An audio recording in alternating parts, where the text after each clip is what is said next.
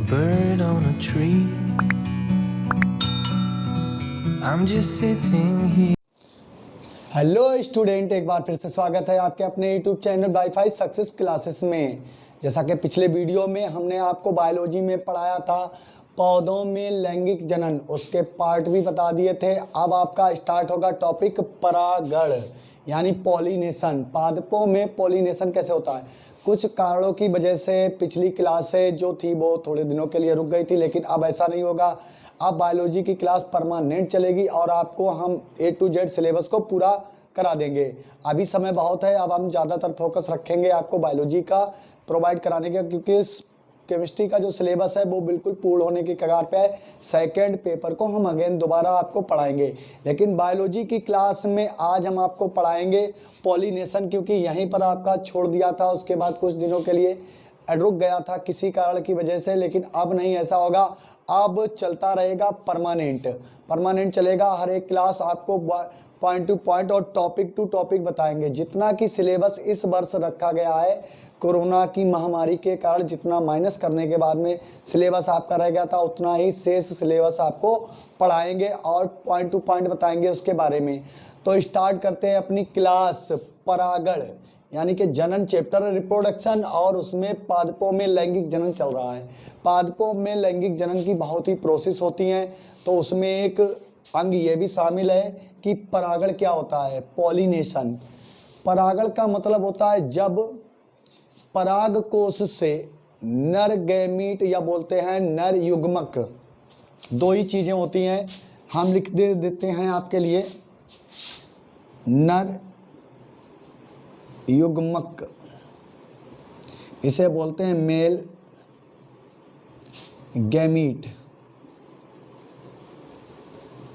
और एक होता है मादा युग्मक, ये होता है आपका फीमेल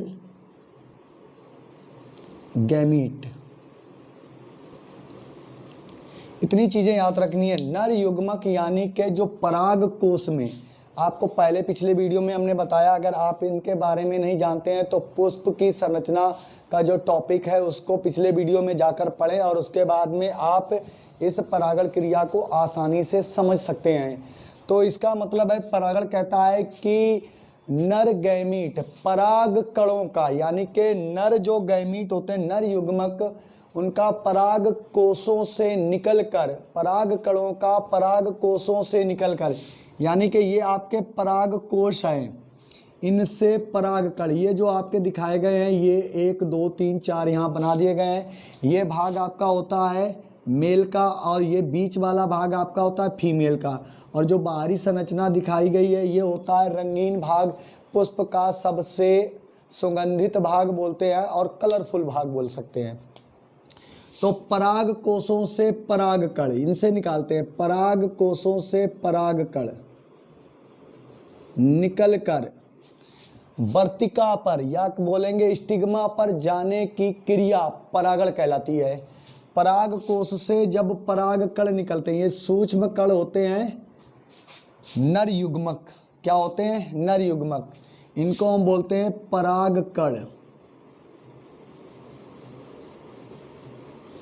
तो बोलेंगे पराग कण, पराग कोशों से पराग कण निकलकर स्टिग्मा पर जाने की क्रिया कहलाती है परागण। अब वो किस हिसाब से गए हैं, वायु से, जल से, या खुद ही चले गए, इसका अभी कोई भी बात नहीं करेंगे। सिर्फ बात करेंगे कि पराग कोशों से, ये लिखा है आपका पराग कोश यानी पोलन से, ये कहलाते तो एंथर हैं, यानी कि पुतंतु कहलाते एंथर। एंथर पर जो सबसे ऊपरी भाग होते हैं वो होते हैं पराग कोश, जिनमें 4 पालियां होती हैं, या बोलेंगे 4 लोब्स होते हैं। 4 पालियां होती है, 1 2 3 4। ये इस तरीके से होते हैं जब इनकी अनुप्रस्थ काट कर देखते हैं। 4 पालियों से परिपक्व पराग कण यानी कि नर गैमीट, मादा गैमीट यानी कि क्या बोलेंगे वर्तिकाग्र पर पहुंचने की क्रिया क्या कहलाती है? परागण कहलाती है। ये सिर्फ उन्हीं पादपों में होती है जो जनन क्रिया द्वारा या सेक्सुअल लैंगिक जनन क्रिया द्वारा नए भ्रूण का निर्माण करते हैं। तो पराग कोशों से परागकण निकलकर वर्तिकाग्र या स्टिग्मा पर जाने की क्रिया कहलाती है आपकी परागण कहलाती है। कितना आसान हुआ ना, बड़े इजी तरीके से आपको बता देंगे कि परागण क्या कहलाता है। तो पराग कोशों से परागकण निकल कर जाने की क्रिया कहलाती है परागण। ये मुख्यतः दो प्रकार के होते हैं। एक तो होता है स्वपरागण जिसे हम कहते हैं सेल्फ पोलिनेशन, एक शब्द में बोलेंगे ऑटोगैमी, और दूसरा होता है पर परागण जिसे हम बोलते हैं क्रॉस पॉलिनेशन या एलोगैमी, ऑलोगैमी बोलेंगे। तो यहाँ पर सेल्फ परागण का मतलब होता है कि एक ही भाग की अपना ऐसा पादप जिस पर ऐसे पुष्प उगते हों जो नर एवं मादा दोनों होते हैं, ऐसा पादप जिस पर ऐसे फूल लगते हों, पुष्प लगते हों, फ्लावर लगते हों जिस पर नर एवं मादा दोनों भाग उपस्थित होते हैं। देखिए ये ऐसा एक, ये दोनों फ्लावर ऐसे बनाए गए हैं जिस पर नर एवं मादा, ये वाला जो भाग है, ये जो छोटे छोटे से लगे हुए हैं ये होते हैं नर भाग, और बीच में ये जो ग्रीन भाग आपको दिख रहा है ये होता है मादा भाग जिसमें ओवरी, स्टाइल और स्टिग्मा होती है। यहाँ बीच में होती है स्टाइल होती है, और यहाँ पर इसका ये भाग होता है फिलामेंट होता है। ठीक है, सही से अगर लिखते हैं तो बाहर की ओर लिख देते हैं, ये आपका कहलाता है फिलामेंट। ठीक है, तो समझ गए आप कि पराग कोशों से परागकण, यानी कि परागकण को बोलेंगे मेल गैमीट का निकल कर वर्तिकाग्र पर स्टिग्मा पर पहुंचने की क्रिया कहलाती है परागण। अब परागण दो प्रकार के होते हैं, स्वपरागण जिसे सेल्फ पॉलिनेशन बोलते हैं, पर परागण जिसे क्रॉस पॉलिनेशन या ऑलोगैमी बोलेंगे। पर परागण की तो कई विधियां होती हैं, वायु द्वारा परागण, जंतु द्वारा और जल द्वारा परागण। तो आप समझ गए हैं कि दो ही युग्मक होते हैं, एक मादा और एक नर युग्मक होता है। नर युग्मक को यहाँ नाम दिया गया है परागकण, और मादा युग्मक है आपकी ओवरी यानी अंडाशय, ये होते हैं। अब यहाँ पर स्वपरागण की बात करते हैं। जब एक ही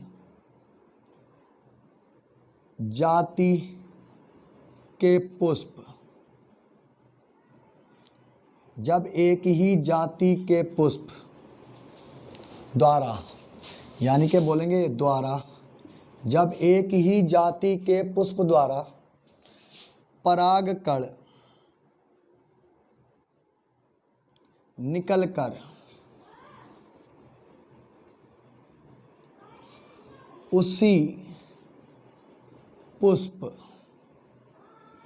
पर, पुष्प की स्टिग्मा पर, स्टिग्मा यानी कि जिसे हिंदी में बोलते हैं वर्तिका, स्टिग्मा पर पहुंचते हैं,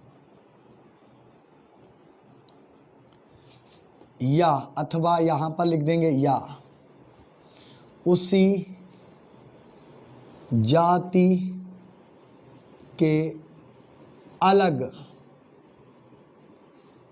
पुष्प के परागकण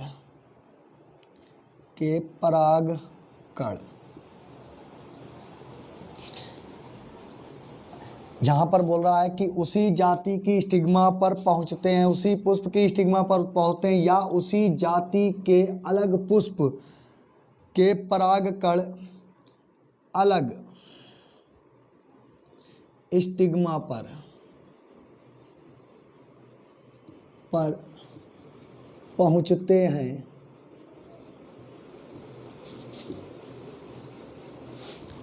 तो यह क्रिया स्वपरागण कहलाती है, स्वपरागण कहलाती है। देखिए जब एक ही जाति के पुष्प, मान लिया ये एक ही जाति के दो पुष्प बने हुए हैं, बिल्कुल एक जैसे इसलिए बनाए ताकि आपको समझ में आ जाए। एक जाति के पुष्प दो बना दिए हैं। एक ही जाति के पुष्प द्वारा पराग कण निकल कर उसी पुष्प की स्टिग्मा पर, जैसे यहाँ से ये पराग कण निकल रहे हैं और इसी पुष्प की स्टिग्मा पर गिर जा रहे हैं, और उसके बाद में किसका निर्माण करेंगे? पराग नलिका का निर्माण करेंगे। और ये पराग नलिका यहाँ पर आकर डिफ्यूज हो जाएगी, संलयित हो जाएगी, जुड़ जाएगी। तो जब एक ही जाति के पुष्प द्वारा पराग कण निकल कर उसी पुष्प की स्टिग्मा पर पहुंचते हैं, या उसी जाति के अलग अलग पुष्प, देखिए एक ही पेड़ पर ये भी पुष्प है, ये भी पुष्प है, तो कोई दिक्कत नहीं। एक ही पुष्प, एक ही पेड़ पर या एक ही पादप पर ये दोनों पुष्प उपस्थित हैं, तो यह क्रिया कहलाएगी स्वपरागण। तो यहाँ पर लिखा इसीलिए, या उसी जाति के अलग पुष्प के पराग कण निकलकर अलग स्टिग्मा पर पहुँचते हैं, तो यह क्रिया अलग पुष्प की या दूसरे पुष्प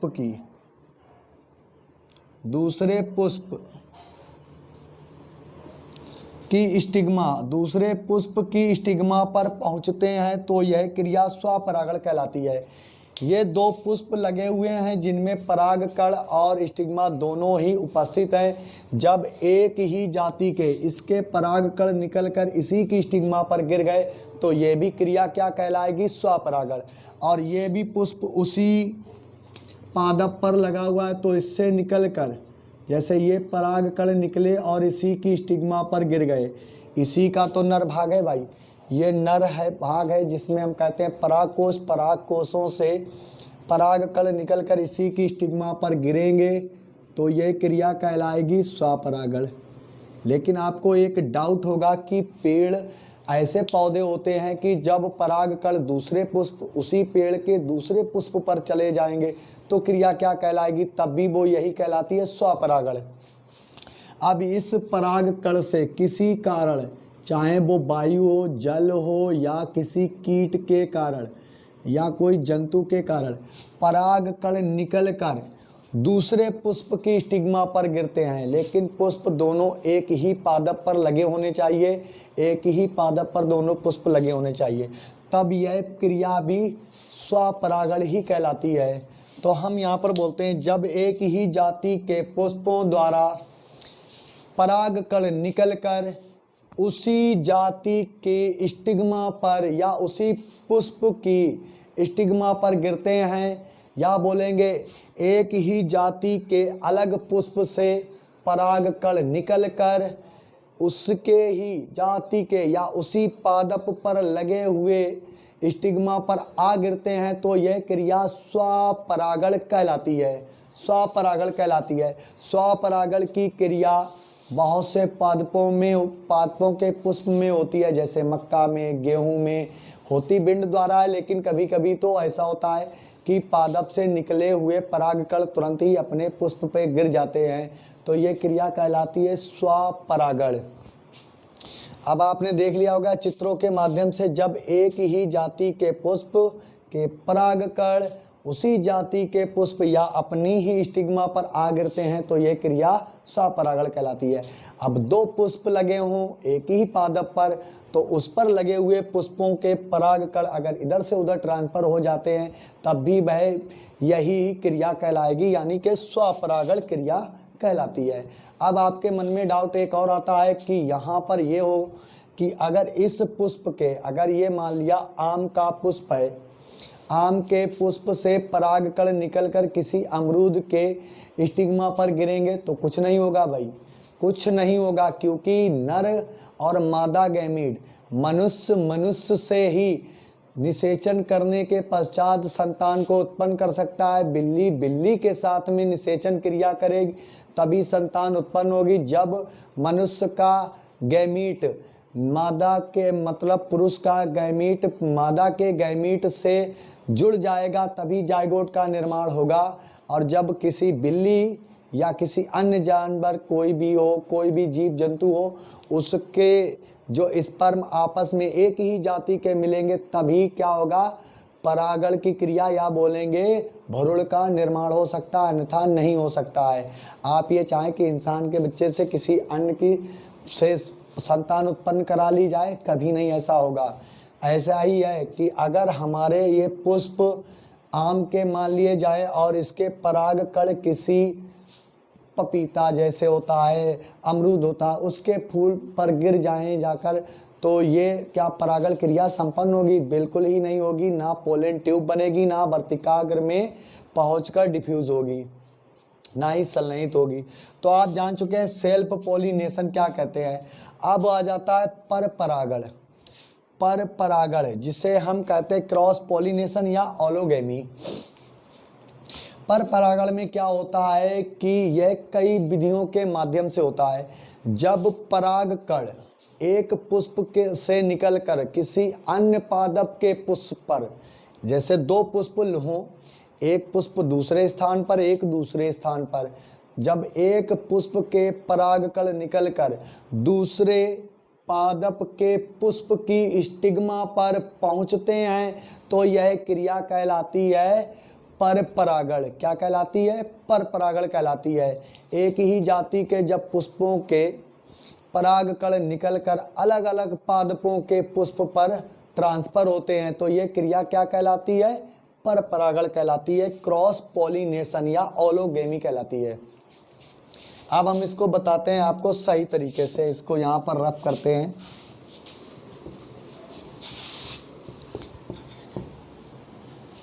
ये स्वपरागण हो गया। अब इनको हम कर लेते हैं, मान लेते हैं ये अब स्वपरागण नहीं होगा, ठीक है। अब हम कराएंगे पर परागण।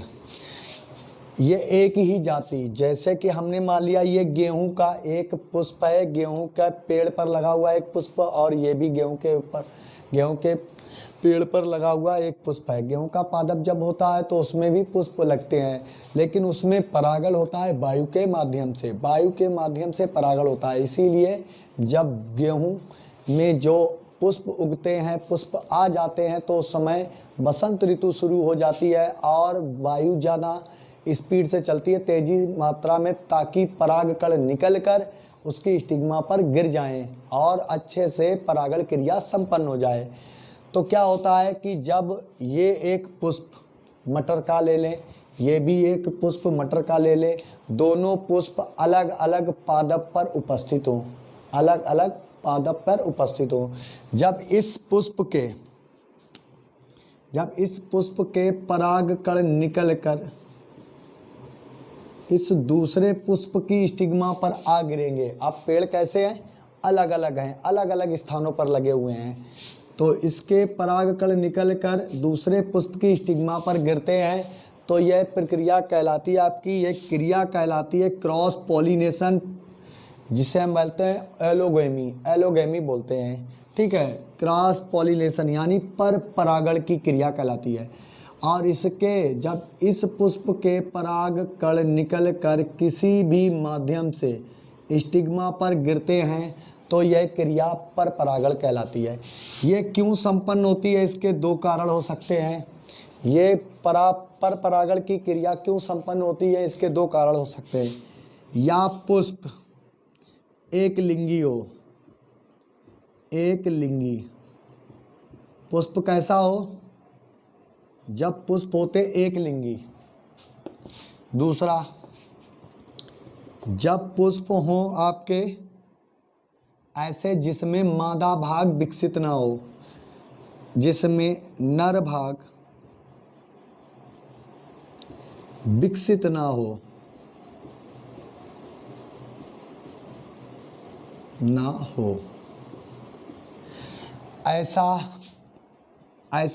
ऐसा पुष्प जिसमें नर एवं मादा दोनों भाग उपस्थित हों। जैसे ये ये नर भाग है और बीच वाला भाग क्या है? मादा भाग। इसमें मादा भाग जो है आपका मादा भाग है पुष्प का, वो पूरी तरीके से विकसित हो और नर भाग पूर्ण रूप से विकसित ना हो पाया हो। तो ऐसी कंडीशन में या पुष्प पर या किसी पादप पर नर एवं मादा जनन अंग अलग अलग स्थान पर हों। पर परागण की क्रिया इन कारणों की वजह से संपन्न होगी। पुष्प एक लिंगी हो, यानी कि ऐसा पादप जिसमें नर व मादा भाग अलग अलग पुष्पों पर पाए जाते हों। नर भाग का पुष्प अलग हो और मादा का पुष्प अलग किसी वृक्ष पर उगे, यानी कि पादप भी एक हो तो कोई दिक्कत नहीं है। पादप ऐसे हमने पादप लगाए हैं जिनमें एक पादप में सभी पुष्प नर के आते हैं और एक ऐसा पादप लगाया है जिसमें सभी पुष्प का विकास मादा में होता है। तो नर एवं मादा में जब दूरी हो जाएगी तो कारण चाहिए तो हमें वायु परागण, जंतु परागण या जल द्वारा हम परागण क्रिया को संपन्न कराते हैं। ऐसा पादप जिस पर नर एवं मादा दोनों भाग अलग अलग स्थानों पर हों। फॉर एग्जाम्पल जैसे मक्का आप देखते हैं, मक्के में ऊपर की ओर बाली पाई जाती है, कुछ ऐसे से ये होते हैं परागकण का हिस्सा। उसके बाद में पादपों का बहुत सा हिस्सा आता है, ये मक्का का पादप होता है जिसके कुछ स्थानों पर ये क्या होता है, मादा भाग, और ये ऊपर वाले होते हैं नर भाग। ये मादा भाग होता है जिसमें हम भुट्टा लगा होता है, वो इसमें थोड़े से ऐसे रून क्या होते हैं, कुछ सिलिया जैसे निकले रहते हैं, जिसे देसी भाषा में कई नामों से बोलते हैं, लेकिन इससे निकलने वाला कुछ पाउडर नुमा पदार्थ जो इसके फूल से यानी कि मक्का के पुष्प से बहुत सा पाउडर का जो ग्रामीण क्षेत्र में निवास करते हैं, जो गांव में रहते हैं, वो इन चीज़ों को आसानी से देख सकते हैं कि जब मक्का के पौधे पर ये ऊपर की जो बाली आती है, एक संरचना आ जाती है, वो नर भाग कहलाता है, और जो भुट्टे में थोड़ा सा विकास उत्पन्न होता है वो मादा भाग कहलाता है। उस पर कुछ रोए जैसे पाए जाते हैं। जब इस पर बहुत अनंत संख्या में, बहुत अधिक मात्रा में परागकण का विकास होता है, ये छोटे छोटे क्या गिरते हैं, परागकण। ये परागकण का जब विकास होता है तो ये अधिक मात्रा में इसकी स्टिग्मा पर आ गिरते हैं। यहाँ पर इसकी होती है स्टिग्मा, इस स्टिग्मा पर आ गिरते हैं। जितने परागकण इसकी स्टिग्मा पर आ गिरते हैं, क्योंकि जो आपकी छूंछ पाई जाती है, मतलब भुट्टे का सबसे ऊपरी सिरा वो स्टिग्मा होती है, उसकी स्टिग्मा पर जब बहुत सारे पाउडर के जैसे छोटे छोटे होते हैं, क्योंकि ये सूक्ष्म कण होते हैं, छोटे छोटे कण जब भुट्टे पर आ गिरते हैं तो उतने ही भ्रूण का निर्माण हो जाता है और भुट्टों में बीजों का उत्पादन उतना ही ज़्यादा होता है। तो इसे ही बता रहे कि देखिए अब क्या बोलेंगे, मक्का में नर भाग ऊपर की ओर होता है और जबकि मादा भाग नीचे की ओर होता है। नीचे की ओर आप देखते हैं तो एक भुट्टा लगा होता है, उस पर परागकण आकर गिरते हैं, तभी उसमें बीजों का निर्माण होता है। कभी कभी आपने देखा होगा कि भुट्टों में बहुत से स्थान खाली रह जाते हैं, सही से बीजों का निर्माण नहीं होता। यही कारण होता कि परागण क्रिया ठीक से संपन्न नहीं हुई, परागण क्रिया ठीक से संपन्न नहीं हुई। या आप देखते हैं मटर की फलियां जब आप खोलते हैं तो उसमें कई स्थान रिक्त रह जाते हैं, उसमें अंडाशय तो होता है लेकिन भ्रूण का विकास पूर्ण रूप से नहीं होता है। जो मटर का एक दाना होता है उसका पूर्ण रूप से विकास नहीं हो पाता है। क्यों? क्योंकि उसमें परागण क्रिया ही ठीक से संपन्न नहीं हो पाई थी। तो ऐसे कहते हैं जब पुष्प एक लिंगी हो, यानी कि नर अलग हो भाग और मादा अलग हो, तो परागण क्रिया तभी संपन्न होगी जब मादा मेल गैमीट फीमेल गैमीट से संलयित होगा, जुड़ जाएगा, जाइगोट का निर्माण करेगा। तो ऐसे में हमें क्या कराना होता, पर परागण की क्रिया होती है विभिन्न जंतुओं द्वारा, कई माध्यमों से हमारी होती है। वो माध्यम है वायु, दूसरा माध्यम है जंतु जिसमें कीड़े मकोड़े, मनुष्य और हाथी बकरी जो चारागाह में चरते हैं उनका भी, और जल परागण। इतने माध्यम के द्वारा हम परागण की क्रिया को, पर परागण की क्रिया को संपन्न होते हुए देखते रहते हैं। आप लोग देखते हैं तो हैं लेकिन इन चीज़ों पर ध्यान नहीं देते हैं। तो ध्यान नहीं देते, आज से आप सीख जाएंगे कि पर परागण कैसे होता है। तो अब हम आपको बताते हैं वायु। जैसे ये वायु परागण, पर परागण का सबसे पहला स्टेप है वायु परागण।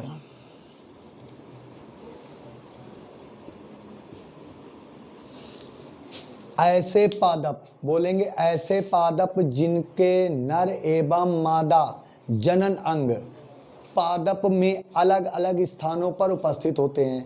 क्या बोलेंगे? ऐसे पादप जिसके जनन अंग नर एवं मादा जनन अंग अलग अलग स्थानों पर उपस्थित होते हैं, तो उनमें वायु द्वारा, जब वायु चलती है, वायु द्वारा परागण क्रिया संपन्न होती है। जैसे आपका गेहूं,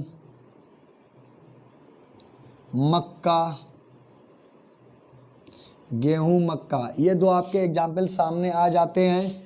तो उसके बाद में आपका गेहूं, मक्का, ये तो दो परमानेंट हैं और उसी समय होने वाली फसलें बहुत सी होती हैं, तो पर परागण की क्रिया संपन्न हो जाती है। तो ये दो एग्जाम्पल हैं कि गेहूं, मक्का की में जब पुष्पों का विकास हो जाता है, जिसमें नर एवं मादा दोनों युग्मक का निर्माण हो जाता है, तो पुष्प के ये अलग अलग अंगों पर, जैसे ये भुट्टा लगा हुआ है, ऐसे ही गेहूं में होता है, ये बाली लगी हुई है, तो यहाँ पर होते हैं अलग विकास। ये मान लिया आपका नर भाग है, ये नर भाग है और इस पर बालियाँ विकास हो रही हैं, तो इनके परागकण इधर से उधर, उधर से इधर जाएंगे। किसके माध्यम से? वायु के माध्यम से। तो कहने का मीन्स हुआ ऐसे पादप जिनके जनन अंग नर एवं मादा अलग अलग भागों पर उत्पन्न होते हैं, विकसित होते हैं, उनमें परागण क्रिया वायु द्वारा संपन्न होती है। या ऐसे पादप जिनके नर एवं मादा पुष्प अलग अलग पादपों पर उगते हैं। किस पर? अलग अलग पादपों पर उगते हैं। जैसे ये अगर हम यहाँ से मिटा दें, ये लीजिए, ये मिटा दिया हमने। अब ये पुष्प केवल मादा पुष्प रह गया। कैसा रह गया? मादा पुष्प रह गया। और यहाँ से इसको मिटा दें, इसको पूरे को मिटा देते हैं। ये रह गया आपका नर पुष्प, ये मादा पुष्प, ये नर पुष्प, क्योंकि इसका मादा भाग गायब है और इसका नर भाग गायब है। ऐसी कंडीशन में जब पादपों में अलग अलग स्थानों पर एक पुष्प लगा हुआ है अलग स्थान पर, तो वो नर भाग है, उसमें नर अंग पाए जाते हैं, और एक पुष्प लगा हुआ है जिस पे मादा जनन अंग पाए जाते हैं। अब वो सेल्फ परागण तो कर नहीं सकता, सेल्फ पोलिनेशन हो नहीं सकता है, तो वायु के माध्यम से इनके परागकण निकल कर किस पर आ जाते हैं? इसकी स्टिग्मा पर आ जाते हैं। किसके माध्यम से? वायु के माध्यम से। तो ऐसा परागण कहलाता है वायु परागण। तो ये किस में होता है? गेहूं में, गेहूं और मक्का में। अब इसके बाद में सेकेंड आपका आ जाता है जंतुओं द्वारा परागण। जंतु परागण, जंतु परागण में क्या होता है कि वही इसमें भी कंडीशन होती है कि नर एवं मादा पुष्प अलग अलग पादपों पर या अलग अलग अंगों पर उगते हैं।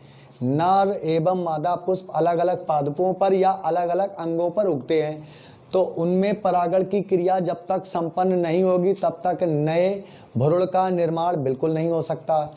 जब नए भ्रूण का निर्माण बिल्कुल नहीं हो सकता है तो हमें क्या कराना होगा? तो ऐसे स्थानों पर ये पुष्प ऐसी जगह उगते हैं, ऐसे पादप जहाँ पर जंतु चरने के लिए जाते हैं, यानी चारागाह में घास खाने के लिए जाते हैं। तो जब जंतु जाते हैं या मनुष्य किसी फुलवारी के बीच से निकल जाता है, बहुत से पादप लगे हुए हैं उनके बीच से, तो उसे वो हिला देता है।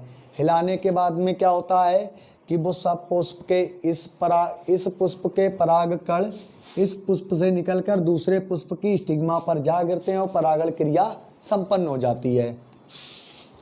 ऐसे जिनमें नर एवं मादा भाग अलग अलग पुष्पों में पाए जाते हैं, वो पुष्प देखने में बहुत ही आकर्षित और विशेष रंगों वाले होते हैं, क्योंकि उसमें जंतु परागण में आ जाता है आपका कीट, और कीटों में आ जाता है आपका भौरा, मधुमक्खी,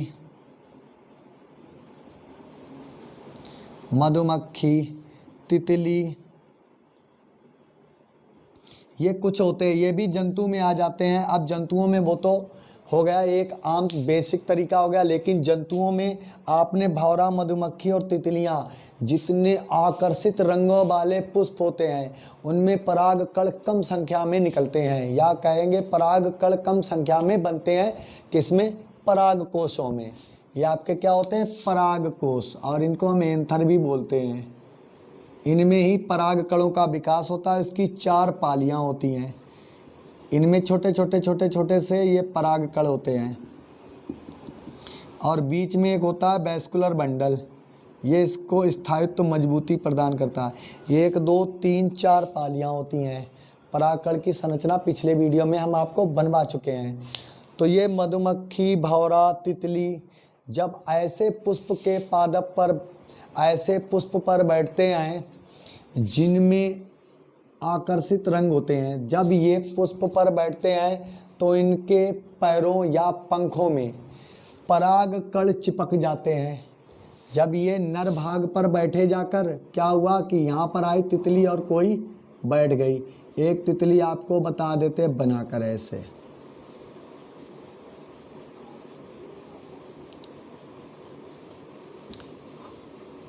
जैसे ये तितली यहाँ पर उड़ती हुई आई, रंगों को देखती हुई, कितना, क्योंकि ये इन ऐसे पुष्प जिनके बहुत ही आकर्षित रंग होते हैं, हमें भी अच्छे लगते हैं, आप सबको भी बहुत सुहाने सुहाने रंग से अच्छे लगते हैं। पुष्प जब अच्छे अच्छे लगे हों, विभिन्न बागों में दे जाते हैं, तो कितना एटमॉस्फेयर वहाँ का अच्छा होता है, इकोसिस्टम कितना बेहतरीन लगता है। तो बताते हैं कि जब ऐसे ही स्थानों पर भौरा जाता है, तो भौरा या मधुमक्खी या तितली उसके पराग को लेने जाती है।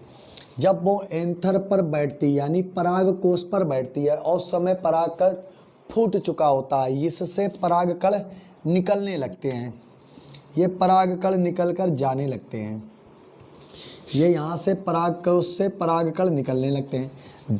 पराग कण में कुछ लसलसा पदार्थ पाया जाता है, वो उसके पैरों पर चिपक जाता है। पराग कण उसके पैरों पर चिपक जाता है। जब ये तितली उड़ती हुई कहाँ आती है? स्टिग्मा पर आती है। ये तितली आ गई यहाँ, बना देते हैं आपको सारी कन्फ्यूजन एक बार में समाप्त। अब ये तितली उड़ती हुई यहाँ आ गई।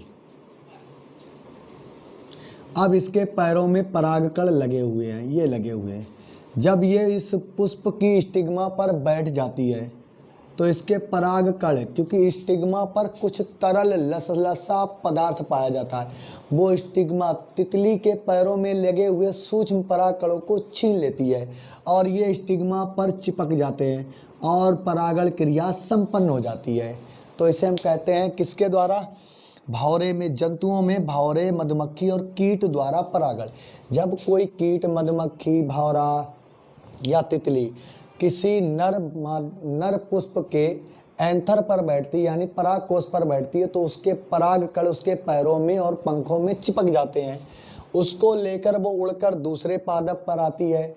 तो जब उसके पादप पर आती है वो होता है मादा, और हर पुष्प पर मंडराती रहते हैं। दिन में एक बार में एक पुष्प पर कहो वो 100-200 बार आते जाते रहे।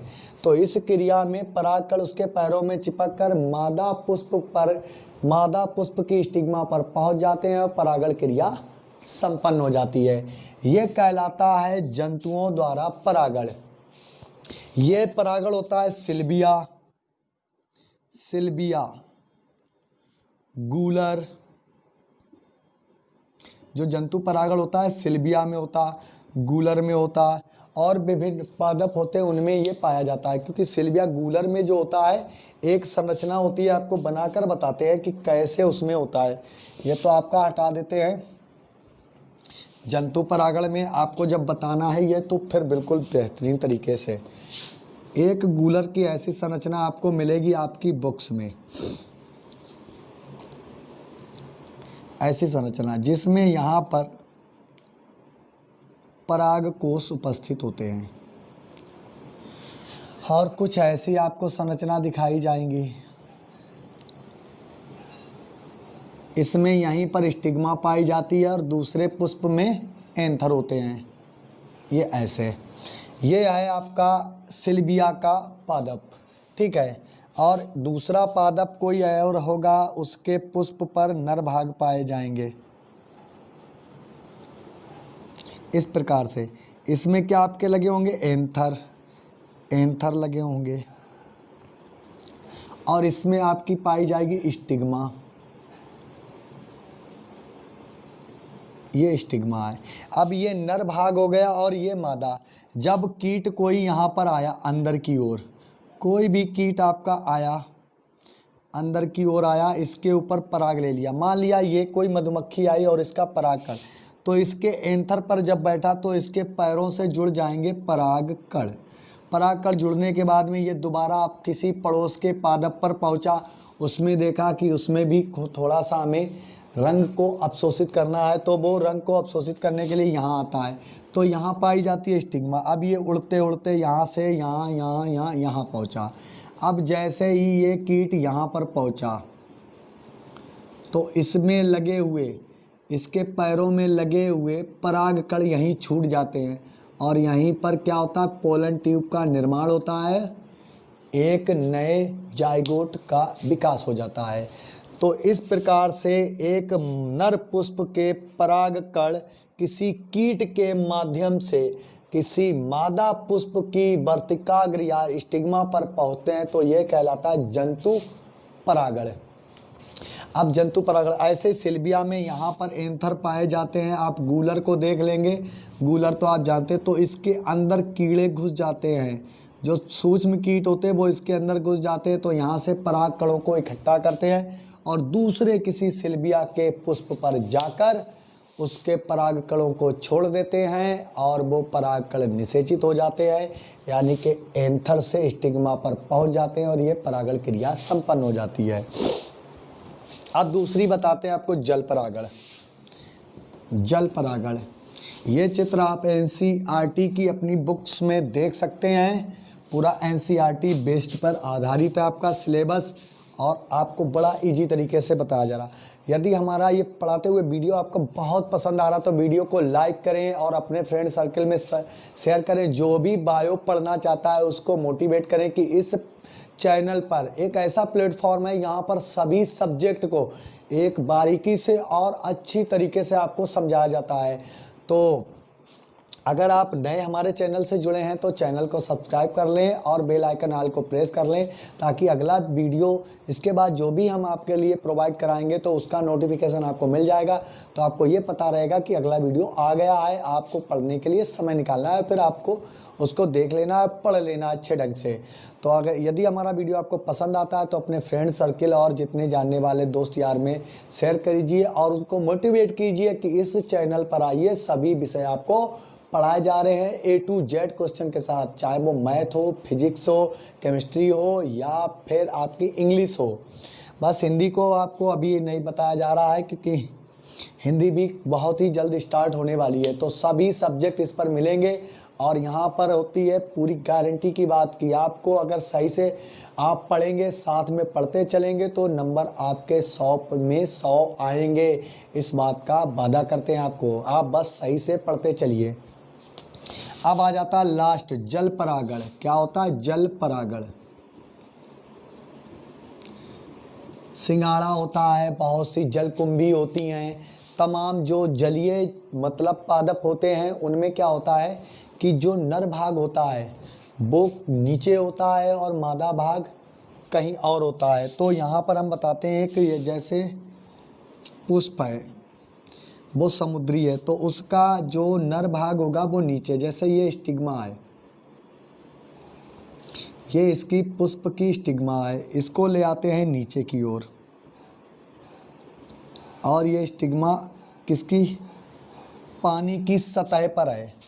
कैसा है, पानी की सतह पर निकली रहती है, ये स्टिग्मा है। और इस पुष्प के इस पुष्प के पराग कोश नीचे तली में पाए जाते हैं, नीचे तली में। तो यहाँ पर ये एंथर हैं आपके, ये लगे हुए एंथर। या कोई पुष्प ऐसा है जिसमें केवल मादा ही भाग है,